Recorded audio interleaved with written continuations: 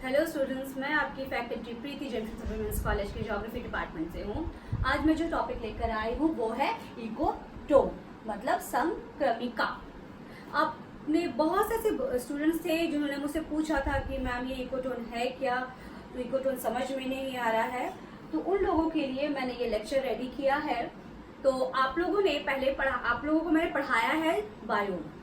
जो बायोम अगर आपको समझ में आया तो इकोटोन समझने में आपको दिक्कत नहीं होगी। तो अगर अब मैंने देख रहे हो, मैंने डायग्राम बनाया है। दो सर्किल है, एक दूसरे को इंटरसेक्ट कर रही, काट रही है, इस तरह से दोनों को काट रही है। तो एक में मैंने बताया है जो फॉरेस्ट इकोलॉजी है, वन पारिस्थितिकी, और ग्रासलैंड इकोलॉजी की बात की है, मतलब घास पारिस्थितिकी जो है। और उसके भी जो कट किया है उसको मैंने क्या बताया है, इकोटोन, संक्रमिका।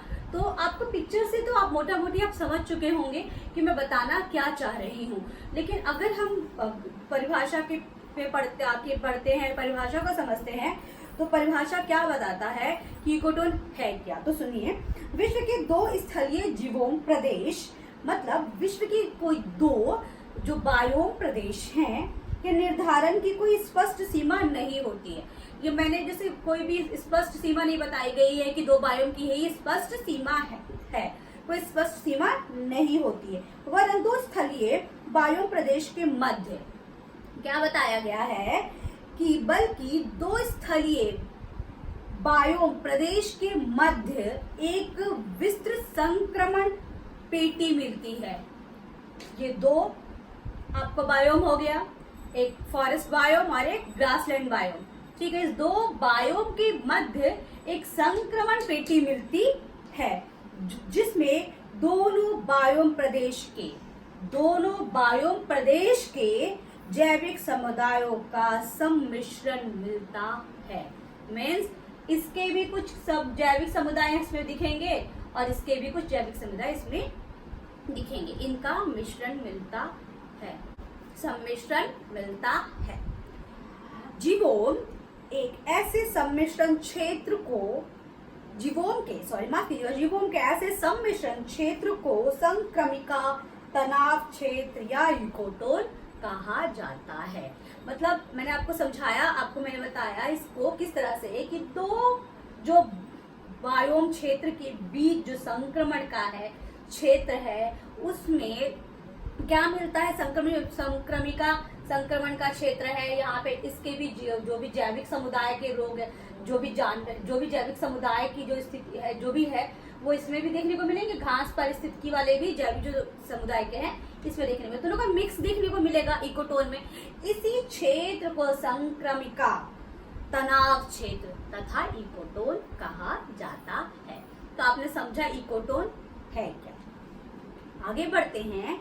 इकोटोन ग्रीक शब्द इको तथा टोनोस, टेंशन नामक शब्दों से मिलकर बना है, जिसका अर्थ यह है एक ऐसा स्थान जहां पारिस्थितिकियां तनाव में होती है। मतलब दोनों जो जीवों के बीच का संक्रमण क्षेत्र जो होगा, उसमें कुछ ना कुछ जो जैव समुदाय होंगे वो तनाव की स्थिति में होंगे। मतलब एक तरह से मतलब कंपटीशन करेंगे अपने क्षेत्र को लेके कि ये मेरा क्षेत्र है, ये मेरा क्षेत्र है, और दूसरे के क्षेत्र में कब्जा करने की कोशिश करेंगे। तो इस तरह का टेंशन देखने को मिलता है इस इकोटोन में। तो मिक्स टाइप का आपको देखने को मिलेगा। यहाँ पे जो भी जैविक समुदाय यहाँ पे रहते हैं, पेड़ पौधे भी कुछ मिक्स मिलेंगे, जानवर भी उसके मिक्स मिलेंगे, इसके भी और इसके भी।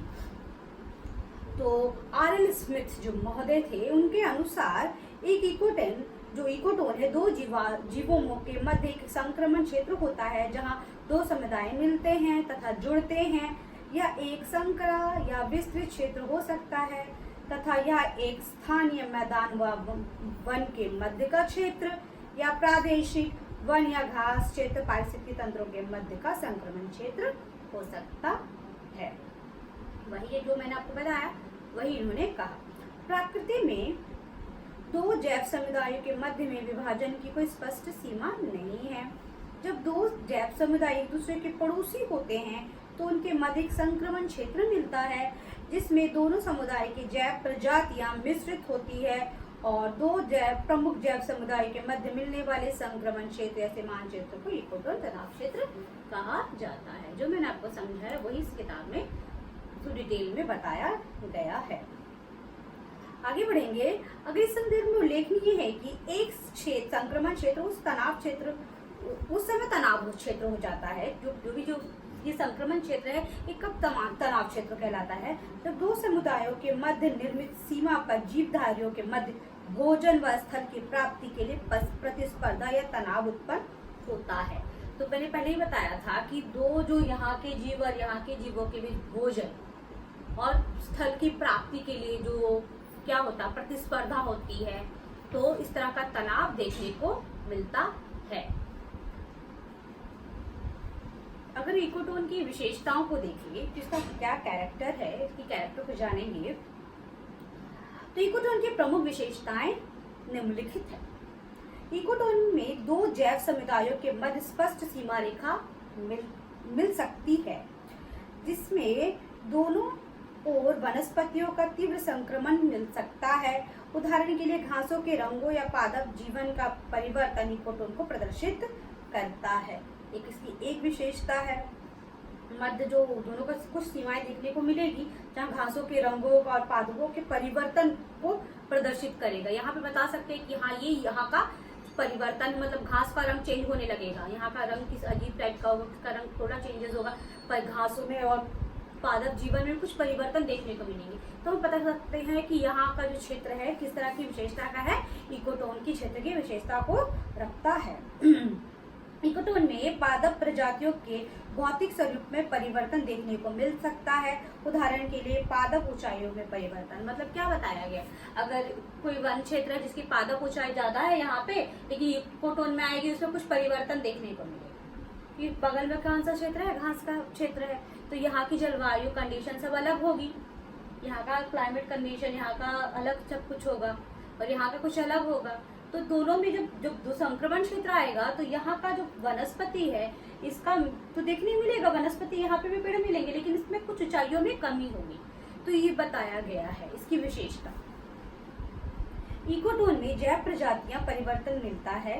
इकोटोन के दोनों ओर स्थित क्षेत्र में विशिष्ट जीवधारियों का प्रभुत्व मिलता है। मतलब क्या बोला, कुछ जैव प्रजातियों में परिवर्तन देखने को मिलता है। यहाँ के कुछ जीव जंतु और यहाँ के कुछ जीव जंतु तो इस क्षेत्र में अगर मिलेंगे तो यहाँ पे क्या होगा, उस दोनों जीव जंतु का प्रभुत्व ज्यादा देखने को मिलेगा, उस विशिष्ट जीवधारियों का प्रभुत्व ज्यादा मिलता है। जब इकोटोन में समीपवर्ती दोनों जीवों में मिलने वाले जीव समुदाय में अनेक प्रजातियां समान होती हैं, तो इकोटोन में जैव प्रजातियां संपन्नता बढ़ जाती है। क्या कह रहे हैं, जब इकोटोन के समीपवर्ती दोनों जीवों में मिलने वाले जैव समुदायों की अनेक प्रजातियां समान होती है, तो इकोटोन की जैव प्रजाति संपन्नता बढ़ जाती है। मतलब यहाँ की जैव प्रजाति, यहाँ की भी जैव प्रजाति यहाँ पे अगर देखने को अच्छे से मिलेगी, संपन्न होगी, तो यहाँ पे जैव प्रजाति संपन्नता बढ़ जाती है। चूंकि इकोटोन दोनों समीपवर्ती समुदायों या जीवों की जैव प्रजाति परस्पर मिल जाती है, इस कारण इस क्षेत्र में इन प्रजातियों का अपना अस्तित्व कायम रखने के प्रयास में भोजन व स्थान की प्रतिस्पर्धा करनी होती है। इसी कारण इकोटोन स्वयं एक पारिस्थितिकी तंत्र हो सकता है तथा प्रतिस्पर्धा होने पर इकोटोन तंग या संकुचित हो सकता है। मतलब दोनों जीव समुदायों के बीच में क्या हो रहा है, भोजन के लिए प्रतिस्पर्धा हो रही है, स्थान के लिए प्रतिस्पर्धा हो रही है। तो एक तरह का अगर देखा जाए तो यह एक तरह का अलग सा पारिस्थितिकी तंत्र भी हो सकता है और तनाव और इस तरह की प्रतिस्पर्धा कहलाती है, तो वहाँ का इस तरह का तनाव क्षेत्र भी कहलाता है। आगे बढ़ते हैं, इसकी विशेषता को समझेंगे। इकोटोन में मिलने वाली जीवधारी तीन प्रकार, मतलब एक स्वयं के साथ दो पड़ोसी जीवों के होते हैं। मतलब इसमें तो खुद अगर खुद की अपनी स्वयं के जीव जंतु पाए जाएंगे, साथ में पड़ोसी अगल बगल के भी जीव जंतुओं की बहुलता देखने को मिलती है। तीन प्रकार के जीवधारी यहाँ पे देखने को मिलते हैं। अतः इकोटोन दोनों पड़ोसी जीवों के जैव समुदाय के मध्य एक सेतु का कार्य करता है। मतलब इसका और इसके बीच का एक तरह का एक पुल का काम करता है इकोटोन। और सातवां विशेषता अगर इसके देखें तो इकोटोन स्वयं एक पारिस्थितिकी तंत्र हो सकता है। आपको मैंने बताया ना पहले कि एक तरह का पारिस्थितिकी तंत्र हो सकता है। टैगा दो पारिस्थितिकी तंत्रों के मध्य मिलने वाले संक्रमण पेटी का है उदाहरण है। तो आपने जाना कि टैगावन जो है तो दो संक्रमण पेटियों के मतलब के बीच के मध्य में मिलने वाला एक तरह का संक्रमण पेटी मिलने वाला एक तरह का क्या है, पारिस्थितिकी तंत्र है। तो दो आपने अब जाना इकोटोन है क्या, इकोटोन का आपने अच्छे से समझ लिया क्या। मुझे लगता है नहीं है कि आपको इकोटोन को समझने में अब कोई दिक्कत होगी। आज तक का इकोटोन का वीडियो यहीं तक था। धन्यवाद। अभी जो आपका नेक्स्ट वीडियो कम्युनिटी का था वो मैं अलग से उस वीडियो को बनाऊंगी, क्योंकि उस दोनों को अलग अलग करके समझाऊंगी तो आपको अच्छे से समझ में आएगा। तो होपफुली मुझे आशा है कि आपको वीडियो अगर पसंद आए तो प्लीज़ आप कमेंट जरूर करना कमेंट बॉक्स में, क्योंकि मुझे कमेंट बॉक्स से पता चल पाएगा कि शायद आपको ये समझ में आए या ना आए। Thank you so much.